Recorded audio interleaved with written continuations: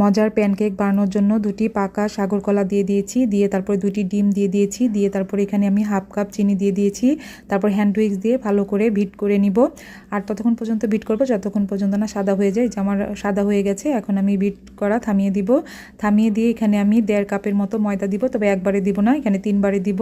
প্রথমে দিয়ে এই যে হালকাভাবে মিশিয়ে নিচ্ছি, নিয়ে তারপরে আবার দিয়ে দিচ্ছি, দিয়ে তারপরে আবার হালকাভাবে মিশিয়ে নিচ্ছি, নিয়ে তারপরে এখন আবার দিয়ে দিব। সাথে আমি হাফ কাপ ঘন দুধ দিয়ে দিয়েছি, দিয়ে এখন ভালোভাবে মিশিয়ে নিব। আপনারা চাইলে এখানে ভ্যানিলা এসেন্স দিতে পারেন, তবে আমি দিব না।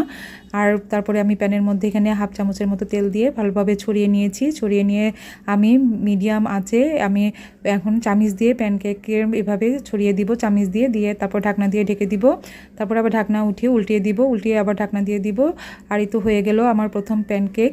আর এরপরে আমি এখানে ব্যবহৃত আমার রান্নার জগের মধ্যে আমি দিয়ে দিয়েছি, ঢেলে তারপরে এভাবে দিয়ে দিয়েছি, দিয়ে তারপরে এই যে আবার আরেকটা প্যানকেক এভাবে করে আমি বানিয়ে নিয়েছি। আপনারা দুইভাবেই বানাতে পারেন। এভাবে করে এক এক করে আমি প্যানকেকগুলো বানিয়ে নিয়েছি। আর এভাবে করেই মজার এই প্যানকেক আমি বানিয়ে থাকি, খেতে খুবই মজা হয়। বিকালের নাস্তায় বা সকালেও এটা করে দেওয়া যাবে, বাচ্চারা খুব মজা করে খাবে।